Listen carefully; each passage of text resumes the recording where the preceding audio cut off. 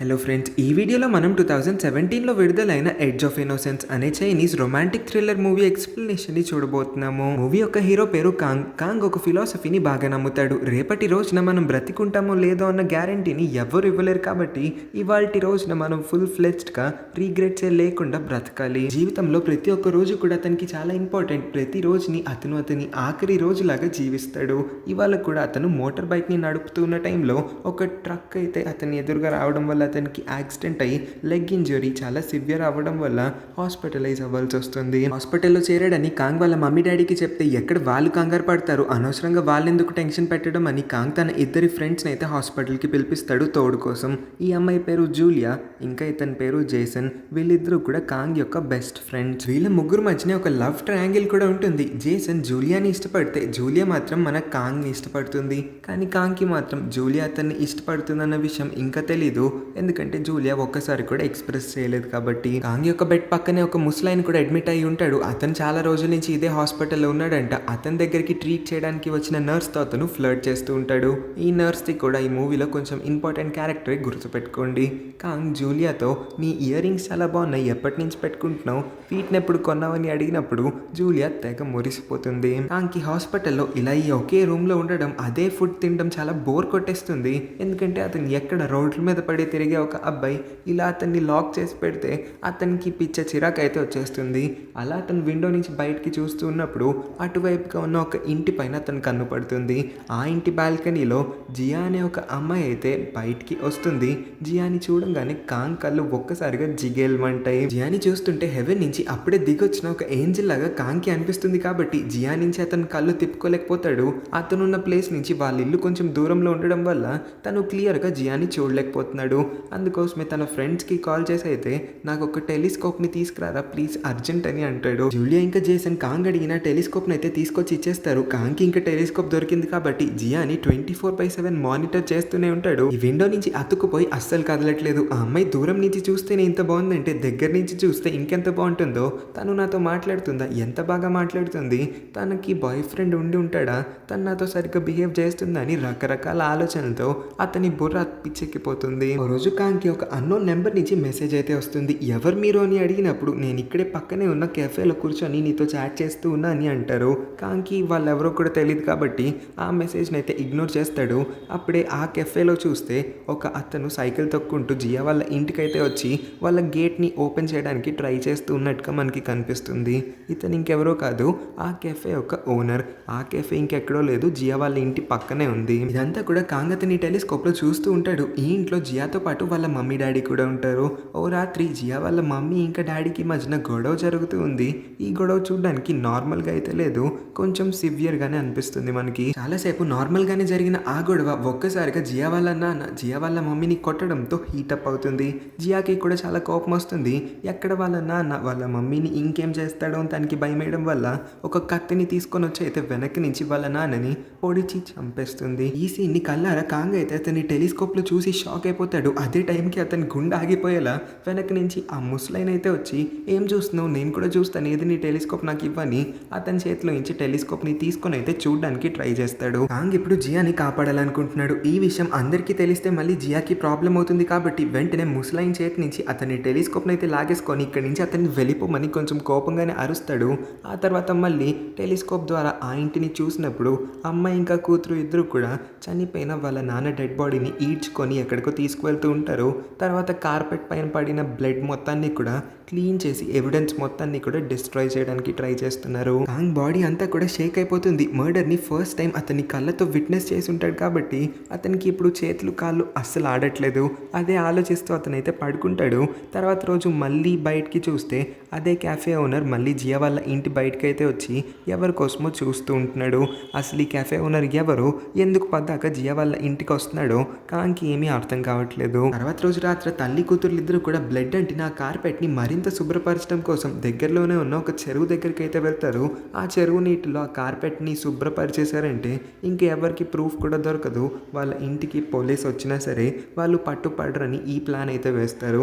ఇదంతా చూస్తున్న కాంగ్కి పిచ్చెక్కిపోతుంది కాబట్టి అతను కొంచెం అనీజీగా ఫీల్ అవ్వడం వల్ల నర్స్ని వెతుక్కుంటూ కిందకి వెళ్తే అక్కడ కెఫే ఓనర్ ఇంకా నర్స్ వీళ్ళిద్దరూ కూడా ఒక రూమ్లో రొమాన్స్ చేస్తూ ఉంటారు. కాంగ్ అయితే ఇంకేం మాట్లాడకుండా వచ్చి బెడ్ పైన పడుకుని పోతాడు. కానీ అతనికి నిద్ర పట్టట్లేదు కాబట్టి మళ్ళీ టెలిస్కోప్ని తీసుకొని బయటికి చూస్తాడు. ఇంకా జియా అదే చెరువు చుట్టుపక్కల ఉంటూ ఎవిడెన్స్ మొత్తాన్ని కూడా కప్పిపుచ్చడానికి చాలా ట్రై చేస్తుంది. రకరకాల ప్లాన్లు కూడా వేస్తూ ఉంది. కాంగ్కి ఇప్పుడు అనిపిస్తుంది అతని కళ్ళతో ఒక మర్డర్ని విట్నెస్ చేశాడు కాబట్టి పోలీస్కి రిపోర్ట్ చేయాలేమో అని. కానీ జియాని ఈ పాయింట్లో అతను ఇష్టపడడం మొదలు పెట్టాడు కాబట్టి పోలీస్కి రిపోర్ట్ చేసి అనవసరంగా జియాని ఇరికించడం దేనికని అతని ఐడియాని అయితే బ్రెయిన్లో నుంచి డ్రాప్ చేస్తాడు. జూలియా ఇంకా జేసన్ కాంగ్ని అలా నడిపించడానికి అయితే హాస్పిటల్కి వస్తారు. అలా కాంగ్ నడుస్తూ బయటికి వచ్చినప్పుడు ఒకసారి 360 డిగ్రీస్లో అతని కళ్ళని మొత్తాన్ని కూడా తిప్పుతాడు. జియా వాళ్ళ ఇంటిని ఎవరు కూడా దగ్గర నుంచి చూడలేరని అతనికి అర్థమవుతుంది. ఎందుకంటే వాళ్ళ ఇల్లు కొంచెం పైన ఉంది. ఇక్కడ దగ్గరలో ఉన్న ఇల్లులన్నీ కూడా నార్మల్ కొంచెం కిందకు ఉండే ఇల్లులానే ఉన్నాయి కాబట్టి జియా చేసిన ఈ మర్డర్ గురించి ఎవరు చూస్తుండర్లే అని అతనైతే రిలాక్స్ అవుతాడు. అతన్ని హాస్పిటల్ నుంచి డిశ్చార్జ్ చేయాల్సిన టైం కూడా వచ్చేస్తుంది.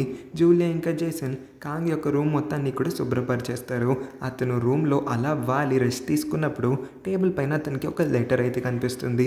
ఏంటబ్బా దీన్ని ఇక్కడ ఎవరు వదిలిపెట్టారని ఓపెన్ చేసి చూస్తే షాక్ అవుతాడు. ఎందుకంటే దాని లోపల నువ్వు నీ కళ్ళతో చూసిన ఆ మర్డర్ గురించి ఎవ్వరికి కూడా చెప్పొద్దు, చెప్పావంటే నువ్వే ప్రాబ్లంలు పడతావని రాసి ఉంటుంది. కాంగ్కి ఏమీ అర్థం కాలేదు. ఈ లెటర్ ఎవరు రాసుంటారు, నా ఫ్రెండ్స్ ప్రాంక్ చేయడానికి ఏమన్నా ఇలాంటి పనులు చేస్తూ ఉన్నారా అని అతను ముందు ఆలోచించినా సరే కొంప తీసి జియా చేసిన ఆ మర్డర్ గురించి నాకు కాకుండా ఇంకెవరికన్నా నిజంగానే తెలిసిపోయిందా అని అతను టెన్షన్ పడతాడు. ఫుల్గా రికవర్ అయిపోయిన తర్వాత మళ్ళీ ఇదే హాస్పిటల్ ఏరియా జియా వాళ్ళ ఇంటి ముందుకైతే వచ్చేస్తాడు.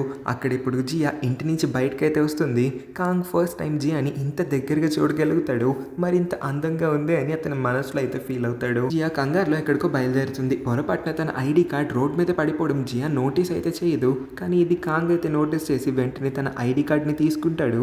జియా ఇంకా వాళ్ళ మమ్మీ ఇద్దరు కూడా కార్లో ఎక్కడికో బయలుదేరడం అతను అబ్జర్వ్ చేశాడు కాబట్టి ఇప్పుడు ఇంట్లో ఎవరు ఉండరు అనుకొని అతను ఇంట్లోపలికి దూరిపోతాడు. ఇంట్లోపలికి వెళ్ళి చూస్తే జియాకి ట్రావెలింగ్ అంటే చాలా ఇష్టమని తను డిఫరెంట్ ప్లేసెస్కి విజిట్ చేయాలనుకుంటుంది అన్నట్టుగా గోడ పైన అయితే బోల్డ్ అని పిక్చర్స్ని అంటించుకొని పెట్టుకుంటుంది. కాంగ్ జియా ఎక్కడెక్కడికి వెళ్ళాలనుకుంటుందన్న ఆ లొకేషన్స్ అన్నిటిని కూడా మెమొరైజ్ చేసి అతని బ్రెయిన్లో ఫీడ్ చేసుకోవడానికి ట్రై చేస్తున్న టైంలోనే జియా ఇంకా వాళ్ళ మమ్మీ గొడవ పడుతూ ఎందుకో ఇంట్లోపలికి అయితే వచ్చేస్తారు. అమ్మాయి ఎంతకాలం నేను ఇది భరించాలి, నా వల్ల కావట్లేదు ఇలాగ జీవించడం, నాకు నా లైఫ్ పైన చిరాకు వస్తుందని. అంటే ఇదంతా కూడా నేను నీ మంచి కోసమే చేస్తున్నాను కదా, అర్థం చేసుకో జియా అని వాళ్ళ మమ్మీ అయితే అంటుంది. కాంగ్కి ఒక్క ముక్క కూడా అర్థం కావట్లేదు వాళ్ళిద్దరూ అసలు దేని గురించి మాట్లాడుకుంటున్నారో. సందు చూసుకొని అతని ఇంటి వెనక నుంచి అయితే ఎస్కేప్ అయిపోతాడు. తర్వాత రోజు చూస్తే జియా ఇంకా ఆ కెఫే ఓనర్ ఇద్దరు కూడా ఒకరిని ఒకళ్ళు హగ్ చేసుకుంటారు. కెఫే ఓనర్ ఎందుకో జియాని ఓదార్స్తూ ఉన్నట్టుగా కాంగ్కి అర్థమవుతుంది. కానీ అతనికి సిచ్యువేషన్ ఏమీ కూడా అర్థం కాదు. అయినా సరే జియాని కంటిన్యూస్గా ఫాలో చేస్తాడు. తను ఒక స్టాకర్ లాగా అయితే ఆపకుండా 24/7 ఎక్కడికి వెళ్ళినా తన వెనకాల వెళ్ళిపోతూ ఉంటాడు. కాంగ్కి మళ్ళీ అదే అన్నోన్ నెంబర్ నుంచి అయితే మెసేజ్ వస్తుంది. నువ్వు జియాని ఫాలో చేస్తున్నావన్న విషయం నేను చూస్తున్నాను, నేను అన్ని విషయాల్ని కూడా అబ్జర్వ్ చేస్తానని. కాంగ్ ఇప్పుడు ఎగ్జాక్ట్గా ఎక్కడైతే ఉన్నాడో ఆ పిక్చర్ని తీసి కూడా అతనికే పంపిస్తారు. ఈ అన్నోన్ పర్సన్ ఎవరు అయి ఉంటారని కాంగ్ తెగ ఆలోచిస్తాడు. కానీ అతనికి యాజ్ ఆఫ్ ద మూమెంట్ ఎవరి పేరు కూడా తట్టట్లేదు. తర్వాత రోజు కాంగ్ అయితే జియా వాళ్ళ కంపెనీకి వెళ్తాడు. ఎందుకంటే జియా ఒక మార్కెట్ రీసెర్చ్ కంపెనీలో పనిచేస్తూ ఉంది. అక్కడే జాబ్ చేద్దామని నిర్ణయించుకున్నాడు. సో దట్ అలా అన్న జియాకి దగ్గర అవ్వచ్చని. కాంగ్కి ఇప్పుడు వాళ్ళ కంపెనీలో పార్ట్ టైం జాబ్ అయితే వస్తుంది. అతను రోడ్ మీద వెళ్ళిపోయే వాళ్ళందరితో కూడా సర్వే ఫార్మ్స్ని ఫిల్ చేయించాల్సి ఉంటుంది. ఆ సర్వేస్ ప్రకారం జియా అయితే తన మార్కెట్ రీసెర్చ్ని కొనసాగిస్తూ ఉంటుందంట. కాంగ్ కొంతమంది దగ్గర ఫామ్ ఫిల్ చేయించుకొని జియా దగ్గరికి వచ్చినప్పుడు ఇవి సరిపోవు కాంగ్, ఇంకొన్ని ఫామ్స్ ఫిల్ చేయాలని తను చాలా సాఫ్ట్గా అయితే చెప్తుంది. ఇంకా తర్వాత రోజు కాంగ్ ఇరగతీస్తాడు వర్క్ని.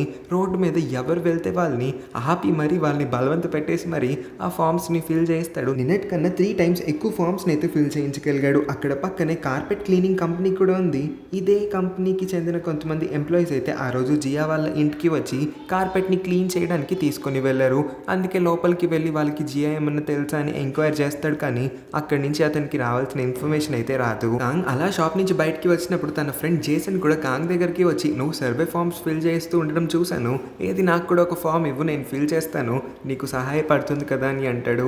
ఇంతకీ జూలియా ఏది అని అడిగినప్పుడు ఆగు తన్ని కూడా పిలుస్తా, ఇక్కడ దగ్గరలోనే ఉన్నట్టుంది, ఇద్దరం ఫామ్ ఫిల్ చేస్తామని అంటాడు. కాంగ్తో పాటు జూలియా ఇంకా జేసన్ ఇదే కెఫేకి అయితే వస్తారు. కెఫే యొక్క ఓనర్తో పాటు హాస్పిటల్లో పనిచేసే నర్స్ కూడా ఇక్కడే ఉంది.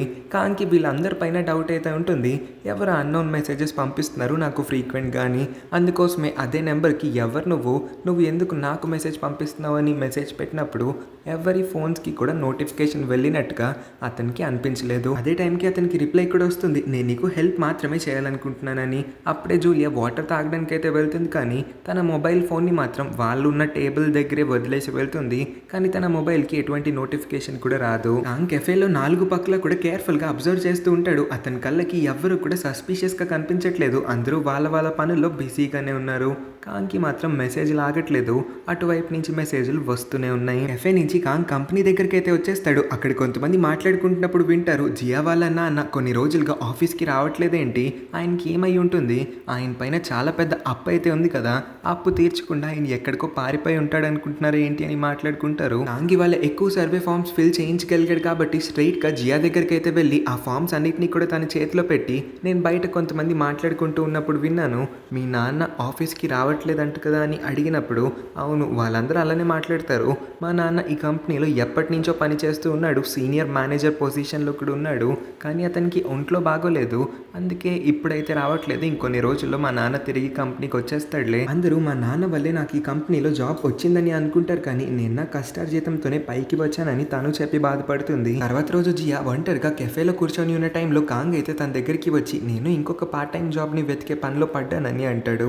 ఎంతైనా అతను ఒక సాధారణమైన కాలేజ్ స్టూడెంట్, ఇంకా కోరికలు ఎక్కువ కాబట్టి అతని కోసం అతను సంపాదించుకుంటున్నాడు. మీరు రేపు సాయంత్రం ఫ్రీగా ఉన్నారంటే మన ఇద్దరం ఎక్కడికైనా బయటికి వెళ్దామని కొంచెం బోల్డ్గానే కాంగ్ అయితే జియాని అడిగేస్తాడు. జియా ఆలోచనలో పడుతుంది. కరెక్ట్గా అదే టైంకి ఒక మనిషి అయితే వాళ్ళ మమ్మీ ఏదో మెసేజ్ పంపించి ఉంటుందంటే జియాకి ఆ మెసేజ్ని పాస్ చేయడానికి వస్తాడు. వాళ్ళిద్దరూ కెఫే బయట మాట్లాడుకుంటారు. జియా అది తెలుసుకున్న తర్వాత ఎందుకో కొంచెం టెన్షన్ పడి లోపలికి వచ్చి కాంగ్కి ఎస్ అని అయితే చెప్తుంది. కాంగ్ తెగ ఆనందపడిపోతాడు. జియాని ఒప్పించడం ఇంత ఈజీనా, తను అస్సలు ఒప్పుకుంటుందని నేను ఎక్స్పెక్ట్ కూడా చేయలేదని అతను సంతోషపడిపోతూ ఉన్న టైంలో అతనికి మళ్ళీ అన్నోన్ నెంబర్ నుంచి మెసేజ్ అయితే వస్తుంది. అది అమ్మాయి కాదు, ఆటమ్ బాంబ్. అలాంటి ఒక వెపన్తో నువ్వు బయటికి వెళ్ళాలనుకుంటున్నావు, టైం స్పెండ్ చేయాలనుకుంటున్నావు అంటే సాహసం అని చెప్పాలని. కాంగ్ ఇంకా జియా ఆ టేబుల్ పైన కూర్చొని ఉన్న పిక్చర్ని కూడా పంపించేసరికి వెంటనే ఏ యాంగిల్ నుంచి ఈ పిక్చర్ని తీసుంటాడో అని అతను అనలైజ్ చేసి కౌంటర్ దగ్గరికి వెళ్ళి, ఆ చైర్లో ఎవరు కూర్చున్నారో మీకు తెలుసా అని అడిగినప్పుడు స్పెక్ట్స్ పెట్టుకొని ఎవరో ఒక అమ్మాయి అయితే కూర్చొని ఉందని ఆవిడ రిప్లై ఇస్తుంది. వెంటనే కాంగ్ బ్రెయిన్లో జూలియాని తడుతుంది. అందుకే జూలియాకి వీడియో కాల్ చేసి, నువ్వు ఎక్కడున్నావు, ఏం చేస్తున్నావు, నువ్వే నాతో ప్రాంక్ చేస్తున్నావు అని అడిగినప్పుడు, ఏం మాట్లాడుతున్నావు, ఏం ప్రాంక్, నేను మా ఇంట్లో ఉన్నానని తనైతే రిప్లై ఇస్తుంది. కాంగ్ ఒక్కసారిగా బ్లాంక్ అయిపోతాడు. ప్రతి క్షణం మరి ఎవరు అతన్ని ఇంతలాగా ఫాలో అయ్యి అతని లైఫ్ గురించి అతనికి ఇలా అప్డేట్ చేస్తూ ఉన్నారు, ఇది కొంచెం వియర్డ్గా అనిపిస్తుంది. భయం కూడా వేస్తుంది కాంగ్కి. నెక్స్ట్ డే కాంగ్ ఇంకా జియా ఒక రెస్టారెంట్లో అయితే కలుస్తారు. ఈ రెస్టారెంట్ పేరు బటర్ఫ్లై అయి ఉంటుంది. ఇక్కడ జియా తన గురించి తాను కొంచెం చెప్తుంది దట్ తనకి ట్రావెలింగ్ చేయడం, డిఫరెంట్ ప్లేసెస్కి వెళ్ళడం అంటే చాలా ఇష్టమని. కాంగ్ కూడా అతని ఫిలాసఫీ గురించి అయితే చెప్తాడు.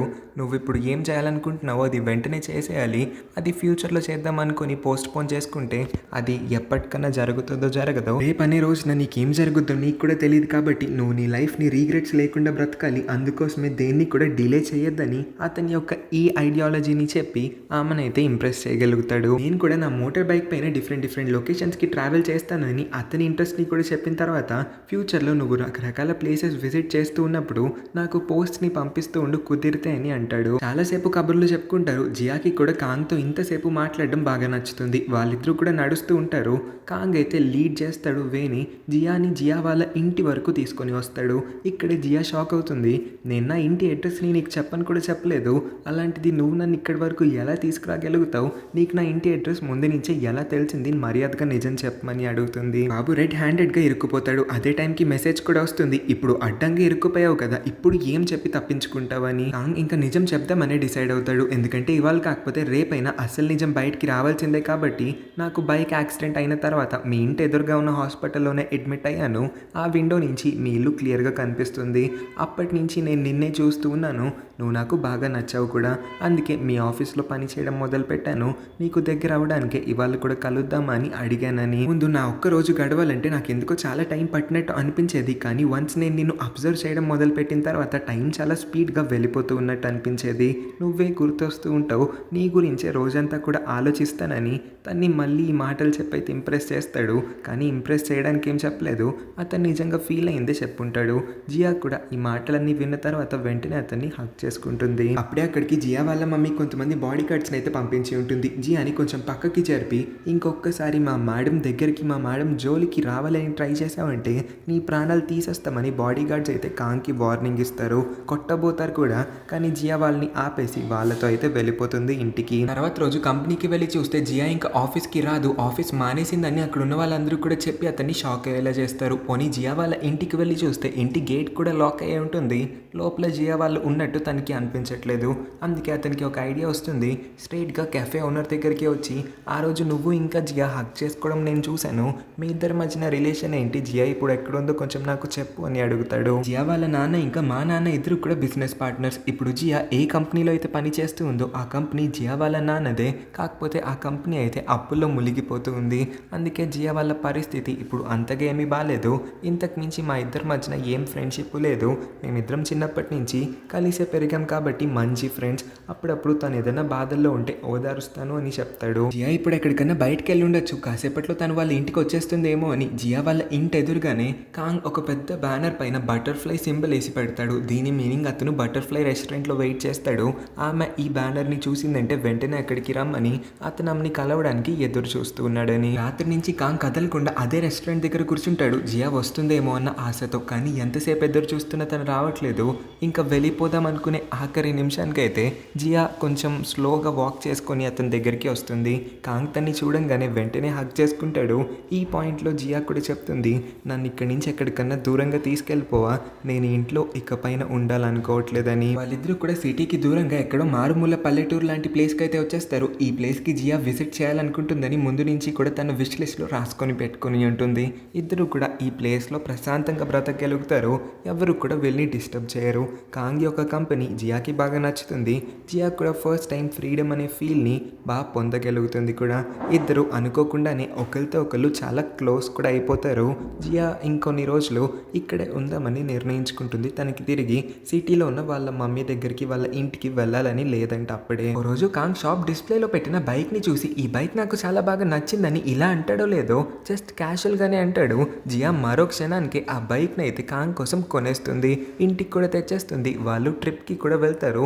అలా మోటార్ బైక్ రైడ్ చాలా దూరంగా లాంగ్ ట్రావెల్ అయితే చేసి బాగా ఎంజాయ్ కూడా చేస్తారు. కాంగ్కి ఎక్కడో కొడుతుంది. అందుకే జియాని కూడా అడిగేస్తాడు, ఒక సాధారణమైన సాఫ్ట్వేర్ ఎంప్లాయీ దగ్గర ఎలా ఇంత డబ్బులు ఉంటాయి, నువ్వు ఆన్ ద స్పాట్ ఎలా ఇంత కాస్ట్లీ బైక్ని కొనేయగలిగావు, దానికి పైన నీ దగ్గర క్రెడిట్ కార్డ్ కూడా ఏం లేదు కదా అని అడిగినప్పుడు, ఓ అయితే నువ్వు నన్ను అనుమానిస్తున్నావా అని జియాకి కోపం వచ్చినట్టుంది. అక్కడి నుంచి అయితే వెళ్ళిపోతుంది కొంచెం పక్కకి. అప్పుడే కాంగ్కి అన్నోన్ నెంబర్ నుంచి మళ్ళీ మెసేజ్ అయితే వస్తుంది, నువ్వు ఆ పిల్లకి ఎంత దూరంగా అయితే అంత దూరంగా ఉండు, లేకపోతే నువ్వు కూడా సీరియస్ ప్రాబ్లంలో పడిపోబోతావని. నీకు నేను ఎవరో అంతగా తెలుసుకోవాలని ఉందంటే ఈ లొకేషన్కి రమ్మని ఒక లొకేషన్ సిటీలో ఉన్న ఒక ప్లేస్ని అయితే పింగ్ చేస్తుంది. వెంటనే కాంగ్ అతని బైక్ వేసుకొని ఆ ప్లేస్కి అయితే వచ్చేస్తాడు. కానీ రావాల్సిన ఆ అన్నోన్ పర్సన్ కన్నా ముందు జియా యొక్క బాడీ గార్డ్స్ కాంగ్ని కనిపెట్టి కాంగ్ని అయితే పట్టేసుకుంటారు. కాంగ్ని చాలా దారుణంగా కొట్టి మరి జియా ఎక్కడుంది, జియాని నువ్వు ఎక్కడికి తీసుకెళ్ళావు చెప్తావా లేదా అని చాలా బెదిరిస్తారు కూడా. అయినా సరే కాంగ్ మాత్రం నోరెప్పుడు. ఇంకా బాడీ గార్డ్స్ ఓటమిని ఒప్పుకొని ఇవాళ కాకపోయినా రేపైనా నీ నోట్ నుంచి ఆన్సర్స్ చెప్పిస్తామని అక్కడి నుంచి అయితే వెళ్ళిపోతారు. ఈసారి అన్నోన్ నెంబర్ నుంచి ఒక వీడియో అయితే వస్తుంది. ఈ వీడియోలో జియా ఎక్కడైతే ఆమె ఎవిడెన్సెస్ అన్నిటినీ కూడా తవ్వి పెట్టుందో అదే కన్స్ట్రక్షన్ సైట్ దగ్గరికి ఈ అన్నోన్ పర్సన్ అయితే వెళ్ళి ఎవిడెన్సెస్ అన్నిటినీ కూడా మళ్ళీ తవ్వి బయటికి తీయడానికి ట్రై చేస్తూ ఉంటాడు. కాంగ్ పరిగెత్తుకుంటూ ఆ లొకేషన్కి వచ్చినప్పటికీ ఆ అన్నోన్ పర్సన్ అక్కడి నుంచి అయితే పారిపోతాడు, తప్పించుకొని వెళ్ళిపోతాడు. తొందరగా మట్టి మొత్తాన్ని కూడా కప్పకపోతే ఎక్కడ జియా దొరికిపోతుందేమో అని అతను కంగారు పడుతూ ఉండేసరికి అక్కడికి పోలీసులతో పాటు జియా ఇంకా వాళ్ళ మమ్మీ అందరూ కూడా వచ్చేస్తారు. పోలీసులకి ఎవరో ఇన్ఫర్మేషన్ అయితే లీక్ చేసేసి ఉంటారు, జియా వాళ్ళ నాన్నని హత్య చేసింది కాంగ్కి ఈ విషయం తెలుసు. అయినా సరే జియాని కాపాడడానికి ట్రై చేస్తూ ఉన్నాడని, దాని గురించి ఇన్వెస్టిగేట్ చేయడానికి ఇక్కడికైతే వచ్చి ఉంటారు. ఎందుకంటే వాళ్ళకి ఈ విషయం కూడా చెప్పారు, ఈ కన్స్ట్రక్షన్ సైట్లోనే జియా కొన్ని ఎవిడెన్సెస్ని తవ్వి పెట్టిందని. అని పోలీసులు ఆ గొయ్యని తవ్వి దాని లోపల నుంచి ఒక బ్లాక్ కలర్ కవర్ని అయితే ఏదో తీస్తారు. దాని లోపల చూస్తే ఒక చనిపోయిన బేబీ అయితే ఉంటుంది. పోలీసులతో పాటు అక్కడున్న వాళ్ళందరూ కూడా షాక్ అవుతారు, ఇదేంటి ఈ బేబీ ఇక్కడికి ఎలా వచ్చిందా అని. ఆ తర్వాత పోలీసులు కాంగ్ని కూడా వదిలేస్తారు, ఎందుకంటే ఎవరో వాళ్ళకి మిస్ఇన్ఫర్మేషన్ ప్రొవైడ్ చేశారని పోలీసులు నమ్ముతున్నారు. ఎందుకంటే ఆ బేబీ ముందే చనిపోయిందంట. చనిపోయిన తర్వాత ఆ బిడ్డని తీసుకొచ్చి ఇక్కడ పూడ్చిపెట్టారు. కాంగ్కి లెగ్ ఇంజరీ అయిన తర్వాత ఏ హాస్పిటల్ అయితే అడ్మిట్ అయ్యాడో ఈ చనిపోయిన బిడ్డని కూడా అదే హాస్పిటల్ నుంచి తీసుకువచ్చారని చెప్పంగానే కాంగ్కి ఒళ్ళు మండిపోతుంది. వెంటనే బైక్ వేసుకొని అయితే హాస్పిటల్ దగ్గరికి వచ్చేసి ఆ నర్స్ని పట్టుకొని నర్స్ పైన అయితే అరవడం మొదలు పెడతాడు.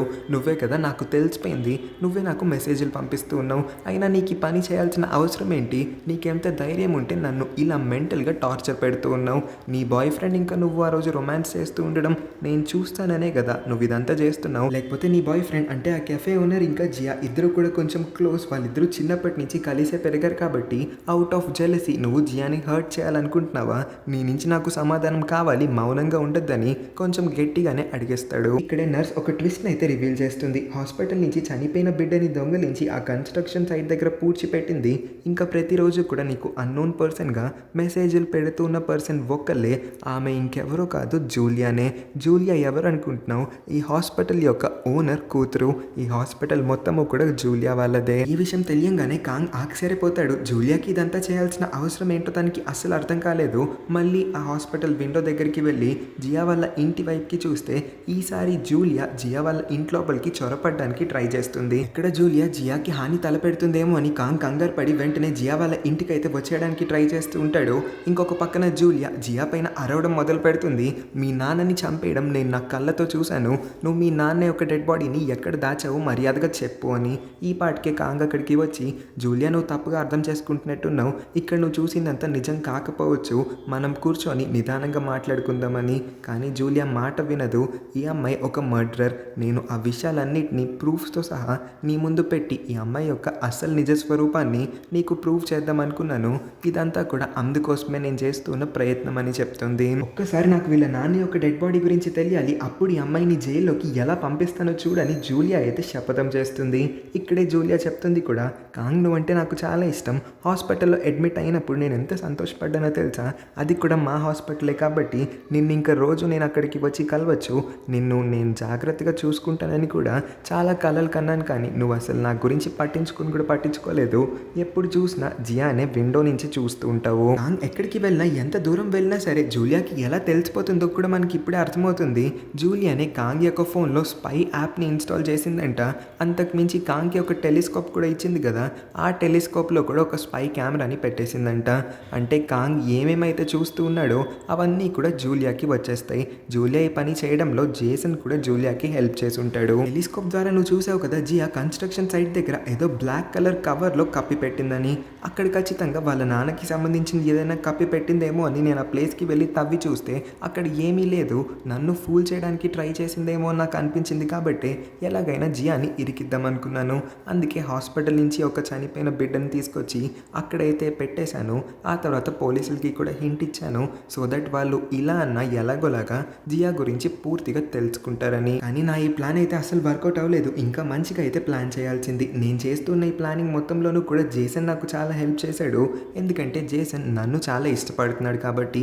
కానీ నాకు వాడంటే ఇష్టం లేదు, వాడు నన్ను ఎలా అయితే అంతలా ఇష్టపడుతున్నాడో నేను నిన్ను అంతకు మించి ఇష్టపడుతున్నాను, నువ్వు నాకు ఖచ్చితంగా కావాలి, ఈ జీవితంలో నువ్వు నాకు దక్కకపోయావంటే నాకు ఈ జీవితమే వ్యర్థం అనిపిస్తుంది, కాబట్టి ఒకవేళ నువ్వు నన్ను రిజెక్ట్ చేసినట్లయితే ఇప్పుడే చెప్పే, నేను నా చేతిలో ఉన్న యాసిడ్ని తాగి చనిపోతానని ఇండైరెక్ట్గా ఒకలా బ్లాక్మెయిల్ చేయడం మొదలు పెడుతుంది. జియా జూలియా దగ్గరికి వచ్చి నువ్వు కాంగ్ని కాకపోతే ఇంకెవరినన్నా ప్రేమించవచ్చు, నీ దగ్గర ఆ ఆప్షన్ అనేది ఉంది, నీ దగ్గర ఆ ఫ్రీడమ్ అనేది ఉంది, కానీ నా పరిస్థితి అలా కాదు, నేను ఒక మనిషితో ఇరుక్కుపోయాను, ఎక్కడికి వెళ్ళలేకపోతున్నాను, నా గురించి నీకు పూర్తిగా తెలియదు, నీ ఫ్రీడమ్ని చూసి నేను కొల్లుకోవాలి, చనిపోవాల్సింది నువ్వు కాదు నేను అని వెంటనే యాసిడ్ బాటిల్ తీసి తాను తాగేద్దాం అనుకుంటుంది. కానీ ఈలోపే కాంగ్ అయితే ఆ బాటిల్ని దూరంగా ఇసరు కొడతాడు. తర్వాత జియా కాంగ్ని అడిగేస్తుంది, ఆ రోజు రాత్రి నువ్వు టెలిస్కోప్లో ఏం చూసావు నాకు అంతా చెప్పమని. కాంగ్ కూడా అన్ని విషయాల్ని చెప్పేస్తాడు. దట్ నువ్వు మీ నాన్నని హత్య చేయడం నేను నా కళ్ళారా చూశాను, అయినా సరే నాకేం ప్రాబ్లం లేదు, ఇంకా నేను నిన్ను ఇష్టపడుతూనే ఉన్నానని.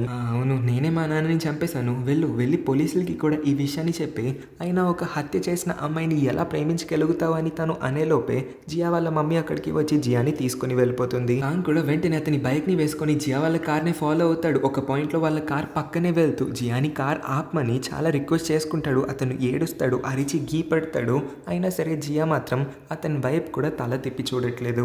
ఇంకా వేరే ఆప్షన్ లేక బైక్ స్పీడ్ని పెంచేసి వాళ్ళ కార్ ఇంకా ఆగాలంటే ఇది ఒక్క దారి అన్నట్టు వాళ్ళ కార్ ముందైతే బైక్ని పడేస్తాడు. అతను కూడా కింద పడిపోతాడు. అతను కదలలేని పరిస్థితిలో ఉండడం జియా చూస్తుంది కాబట్టి ఇంకా జియా కార్ నుంచి బయటికి రావాల్సి వస్తుంది. తనైతే వేగంగా కాంగ్ దగ్గరికి వస్తుంది. జియా మనం ఇక్కడి నుంచి ఎక్కడికైనా దూరంగా వెళ్ళిపోదాం, నువ్వు నాతో వచ్చాయని అతను ఇలా అంటాడో లేదో జియా తల తిప్పేసరికి జియా కళ్ళ ముందు వాళ్ళ నాన్న అయితే వచ్చి ప్రత్యక్షమవుతాడు. ఆయన్ని చూసి జియా కూడా షాక్ అయ్యి కొంచెం భయపడుతూ ఉంటుంది. అప్పుడే ఆయన మాట్లాడడం మొదలు పెడుతూ, ఇన్ని సంవత్సరాలుగా నువ్వు నాతో టైం స్పెండ్ చేసి నాకు తోడుగా ఉన్నందుకు చాలా థ్యాంక్స్. ఇప్పుడు నువ్వు వీడితో వెళ్ళిపోవాలనుకున్నా సరే వెళ్ళిపోవచ్చు, కానీ నాది ఒకే ఒక కోరిక, ఆఖరి క్షణాల్లో నువ్వు నాతో ఉండడం. ఎందుకంటే నాకు క్యాన్సర్ అన్న విషయాన్ని డాక్టర్స్ రీసెంట్గానే తెలియపరిచారు. క్యాన్సర్ లాస్ట్ స్టేజ్లో ఉంది కాబట్టి నేను చనిపోయేంత వరకన్నా నువ్వు నాతో ఉంటే నేను చాలా సంతోషిస్తానని అతనైతే అంటాడు. ఇక్కడ ఈ స్టోరీ యొక్క అసలైన ట్విస్ట్ అయితే రివీల్ అవుతుంది. యాక్చువల్గా ఈ ముసలైన జియా వాళ్ళ నాన్న అయితే కాదంట. జియా ఇంకా ఈ ముసలైన ఒక రిలేషన్షిప్లో ఉన్నారు. అంటే ఒకలా చెప్పాలంటే ముసలైన ఇంకా జియా ఇద్దరు కూడా boy friend and girl friend అంట. వీళ్ళ ఈ రిలేషన్ని జనాలందరికీ కూడా పబ్లిక్ చేసి తన పరువు తను తీసుకోవడం ఇష్టం లేకే జియా అందరికీ కూడా ఈ ముసలైని వాళ్ళ నాన్న అన్నట్టుగా పోర్ట్రే చేస్తుంది.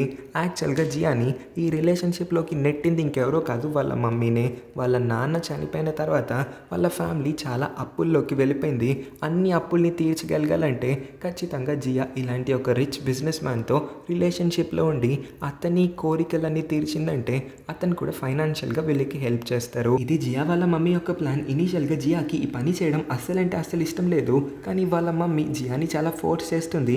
మన లైఫే మారిపోతుంది, నువ్వు కూడా చాలా హ్యాపీగా నీ లైఫ్ని లీడ్ చేయగలుగుతావు, మన అప్పులన్నీ కూడా తీరిపోతాయి, నాన్న పేరు కూడా నిలబడుతుంది సొసైటీలో అని చాలా మాటలు చెప్పి అయితే జియాని ఇంకా ఒప్పించి ఈ ముసలైన్తో ఒక రిలేషన్షిప్లోకి వచ్చేలా చేస్తుంది. మా ఇద్దరికి ఒక బిడ్డ కూడా పుట్టాడు, కానీ పుట్టిన ఒక నెలకి ఆ బిడ్డ చనిపోవడం వల్ల నా మైండ్ మెంటల్గా బాగా డిస్టర్బ్ అయిపోయింది. ఈ విషయం వల్లే అప్పుడప్పుడు నాకు ఇంకా అతనికి గొడవలు అవుతూ ఉంటాయి. ఇదే విషయం వల్ల ఆ రోజు రాత్రి ఆయనకి ఇంకా మా మమ్మీకి కూడా గొడవ మొదలైంది. ముసలాయనకి కూడా కోపం బాగా ఎక్కువైంది కాబట్టి మా మమ్మీని కిందకి సైతం నెట్టేశాడు. ఇదే విషయంపై మా మమ్మీ కూడా నా దగ్గరికి వచ్చి మాట్లాడి, ఆయనకి కోపం ఎక్కువైంది కదే, మళ్ళీ ఎక్కడ మనల్ని వదిలేసి ఇంకెవరో ఒక అమ్మాయిని చూసుకుంటాడేమో, కొంచెం ఆయన్ని కూల్ డౌన్ చేయడానికి కాఫీ పెట్టమని మా మమ్మీ అయితే నన్ను కిచెన్కి పంపించింది. కాఫీతో పాటు అతనికి ఏదైనా వండి పెడదామని నేను కత్తి తీసుకొని ఏదో ఒకటి వండడానికి రెడీ అవుతూ ఉన్న టైంకి అతనైతే హాల్లో క్యాన్సర్ లాస్ట్ స్టేజ్ అని ముందు చెప్పాడు కాబట్టి ఎందుకో కళ్ళు తిరిగి అయితే అకస్మాత్తుగా పడిపోతాడు. అదే టైంకి నేను కూడా పరుగున కత్తి తీసుకొని అతని దగ్గరికి అయితే వచ్చాను, కానీ ఆ కత్తితో నేనేమి అతన్ని పొడిచి చంపేయలేదు. ఆయన్ని నేను ఒక్కదాన్ని ఎత్తలేను కాబట్టి మా అమ్మ సహాయం తీసుకున్నాను. ఇద్దరము కూడా ఆయన్ని ఈడ్చుకెళ్ళడం అయితే నిజం, కానీ తీసుకెళ్లి హాస్పిటల్లోనే అడ్మిట్ చేశాము. కార్పెట్ కంపెనీ వాళ్ళకి క్లీన్ చేయమని మా కార్పెట్ని ఇచ్చాం. ఆ కార్పెట్ మొత్తం కూడా రెడ్ కలర్లో ఉందని నువ్వు షాక్ అయిపోయి ఉండొచ్చు. ఆ రెడ్ కలర్ మొత్తం బ్లడ్ అని కూడా నువ్వు అనుకోవచ్చు, కానీ అది రక్తం అయితే కాదు. ఆయన వైన్ తాగుతున్నాడు, రెడ్ వైన్ ఆయన చేతిలో ఇంచి కింద పడిపోయింది. ఆ గ్లాస్ కరెక్ట్గా వెళ్ళి కార్పెట్ పైన పడ్డం, కార్పెట్ మొత్తం కూడా రెడ్ కలర్గా మారడం జరిగింది. ఆయన హాస్పిటల్లో అడ్మిట్ అయ్యాడు. నాకు నా బిడ్డ గురించి తెగ ఆలోచనలు అన్నీ కూడా వచ్చేస్తూ ఉండడంతో నేను మెంటల్ ప్రెషర్ని అనుభవించాను. అందుకోసమే నా బిడ్డ కోసం కొనిన బొమ్మలు ఇంకా వస్తువులన్నింటినీ కూడా నేను బ్లాక్ కవర్లో చుట్టేసి కన్స్ట్రక్షన్ సైట్ దగ్గర పాతి పెట్టేశానని చెప్పింది. ఇంకా జియా ఈ విషయంలో డెసిషన్ అయితే తీసుకొని ఉంటుంది. ఎలాగో తన ముసలాయన్కి కమిట్ అయిపోయింది కాబట్టి ఆయన కూడా లాస్ట్ స్టేజ్ క్యాన్సర్లో ఉన్నాడు. ఆయన్ని ఈ టైంలో చీట్ చేసి వదిలేసి వేరే అబ్బాయితో వెళ్ళిపోయిందంటే తన డిగ్నిటీ పోయినట్టు అవుతుంది. తనకి చిన్నప్పటి నుంచి వాళ్ళ నాన్న నేర్పిన మోరల్ వాల్యూస్ అన్నిటికీ కూడా రెస్పెక్ట్ ఇచ్చి ఆయన బ్రతికి ఉండగా ఆయనతోనే ఉందామని నిర్ణయించుకుంటుంది. లైఫ్లో మనం ఏమేం పొందామని మాత్రమే కాక అప్పుడప్పుడు మనకి బాగా కావాల్సిన దగ్గరైనవి కొన్ని వదులుకోవాల్సి ఉంటుంది. వాటన్నిటిలో ఒకటే నీ ప్రేమ. నీతో ఉన్నన్ని రోజులు కూడా నేను ఫ్రీడమ్ అనే దాన్ని అనుభవించగలిగాను. నాకు చాలా సంతోషం వేసింది, కానీ అన్ఫార్చునేట్లీ నేను నీతో ఇంకా జర్నీని కంటిన్యూ చేయలేను. నేను ఆ ముసలాయనతోనే ఉందామని నిర్ణయించేసుకున్నానని వాళ్ళిద్దరూ కూడా ఈ పాయింట్లో అయితే విడిపోతారు. ఒకరి నుంచి ఒకరు చాలా దూరంగా కూడా వెళ్ళిపోతారు. కాంగ్ జియాని చాలా బ్రతిమలాడుకుంటాడు. ఇది నీకు నచ్చని జీవితం అని నువ్వు ఇంతలా చెప్తూ ఉన్నావు కదా, అయినా సరే ఎందుకు నువ్వు మళ్ళీ అటువైపే వెళ్ళాలనుకుంటున్నావు? నేనంటూ ఒక్కడిని నీ కోసం ఎదురు చూస్తూ ఉన్నాను కదా, ఉన్న దానిలో నిన్ను బాగా చూసుకుంటాను, నాతో వచ్చే ప్లీజ్ అని చాలా రిక్వెస్ట్ చేసుకున్నా సరే జియా ఆల్రెడీ ఫిక్స్ అయిపోయి ఉంటుంది కాబట్టి ఏం మాట్లాడకుండా కాంగ్ని వదిలేసి వెళ్ళిపోతుంది తల తిప్పకుండా. 19 ఏళ్ల కాంగ్ జియా నుంచి దూరం అవుతాడు. బాగా చదువుకొని చదువు మొత్తం పూర్తి చేసుకొని ఇప్పుడు అతనికి 29 సంవత్సరాలు కూడా వచ్చేస్తాయి. అతను మళ్ళీ ఇదే ఏరియా దగ్గరికి మరొకసారి అయితే విజిట్ చేస్తాడు. క్యాఫే లోపలికి వచ్చి చూస్తే క్యాఫే ఓనర్ ఇంకా నర్స్ ఇద్దరు కూడా ఈ పాటికి పెళ్లి చేసుకొని క్యాఫేని నడిపిస్తూ ఉన్నారంట. కాంగ్ వాళ్ళని అడుగుతాడు, జియా నాకు ఎక్కడ కనిపించట్లేదు, ఈ ఇంట్లో ఇప్పుడు ఉండట్లేదా, తను ఇప్పుడు ఎక్కడుందో మీకు తెలుసా అని అడిగినప్పుడు ఆఖరి క్షణం వరకు జియా ఆ ముసలాయన్నే చూసుకుంది. ఇదంతా కూడా జియా వాళ్ళ మమ్మీని చేసింది. అనవసరంగా జియాని ఫోర్స్ చేసి ఈ రిలేషన్షిప్ రిలేషన్షిప్లోకి ఒప్పించి తన లైఫ్ మొత్తాన్ని కూడా స్పాయిల్ చేసింది. కానీ జియా ఒక రెస్పాన్సిబుల్ భార్యలానే ఆయన యొక్క లాస్ట్ మినిట్ వరకు ఆయనతోనే ఉండింది. ఆయన చనిపోయిన తర్వాత ఈ ఇంటిని వదిలేసి తన ట్రావెలింగ్ హాబీని నెరవేర్చుకోవడానికి వెళ్ళిపోయింది. ఇదిగో ఈ పోస్ట్ కార్డ్స్ అన్నీ కూడా నువ్వు ఎప్పుడైనా ఫ్యూచర్లో వస్తే నీకు ఇవ్వమనింది. తను ఎక్స్పెక్ట్ చేసినట్టుంది నువ్వు వస్తావని. ఈ పోస్ట్ కార్డ్స్ నువ్వు ఒకసారి తనకి పంపించమని అడిగావంట కదా, అందుకే నీ కోసం పంపిస్తూ ఉంటుందని అవన్నీ కూడా కాంగ్ చేతిలో అయితే పెడతారు. కాంగ్ జియాతో పోస్ట్ కార్డ్స్ని పంపమన్న విషయం మర్చిపోయి ఉంటాడు. కానీ జియా 10 సంవత్సరాలు అయిపోయినా సరే ఇంకా గుర్తుపెట్టుకొని మరి పోస్ట్ కార్డ్స్ అన్నిటిని కూడా ఇక్కడికి పంపిస్తుందంటే తనకి ఇంకా నేను గుర్తున్నాను, నేను తన కోసం వస్తానని ఎదురు చూస్తూ ఉన్నట్టుందని కాంగ్ లోపల ఒక చిన్న హోప్ అయితే క్రియేట్ అవుతుంది. ఇప్పుడే కాంగ్కి ఒక రియలైజేషన్ కూడా వస్తుంది. జియా అతన్ని వద్దనుకొని విడిపోయి వెళ్ళిపోయినప్పుడు కాంగ్ యొక్క వయసు కేవలం 19 ఏళ్ళు మాత్రమే. అతను ఇంకా చదువు కూడా పూర్తి చేసుకోలేదు. కాంగ్ లైఫ్లో చేయడానికి చాలా ఉంది. బాగా చదువుకోవాలి, అతను లైఫ్ని అర్థం చేసుకోవాలి. ఈ రెస్పాన్సిబిలిటీస్ అన్నీ కూడా ఒక సర్టెన్ ఏజ్లోనే మనకు వస్తాయి. ఆ ఏజ్ ఇంకా అప్పటికి కాంగ్కి రాలేదు కాబట్టి జియా అతనికి కొంచెం టైం ఇచ్చిందని అతనైతే అర్థం చేసుకొని ఇప్పుడు జియా ఎక్కడైతే ఉందో ఆ ప్లేస్ని తెలుసుకొని జియా కోసం జియాని వెతుక్కుంటూ అతను కూడా అతని ప్రయాణాన్ని మొదలు పెట్టినట్టుగా చూపించి ఈ స్టోరీని అయితే ఎండ్ చేస్తారు. ఈ మూవీ లాస్ట్ ట్విస్ట్ ఇంకా నా ఎక్స్ప్లెనేషన్ మీ అందరికీ ఎలా అనిపించిందో కింద కామెంట్ చేయండి. ఇంకా ఈ వీడియో నచ్చినట్లయితే ఈ వీడియోకి ఒక లైక్ చేసి మన ఛానల్ని కూడా సబ్స్క్రైబ్ చేసుకోండి. పక్కనే ఉన్న నోటిఫికేషన్ బెల్ని కూడా ఆన్లో ఉంచుకోండి. ఇంకా ఇంట్రెస్ట్ ఉంటే మిస్టరీ థ్రిల్లర్ మూవీస్ మన ఛానల్లో కొన్ని ఎక్స్ప్లెయిన్ చేశాను. ఆ ప్లేలిస్ట్ వీడియో ఎండ్ స్క్రీన్లో కనిపిస్తూ ఉండొచ్చు. క్లిక్ చేసి ఒకసారి మీకు ఏదైనా నచ్చితే వీడియోస్ని చూడడానికి ట్రై చేయండి. Thank you for watching.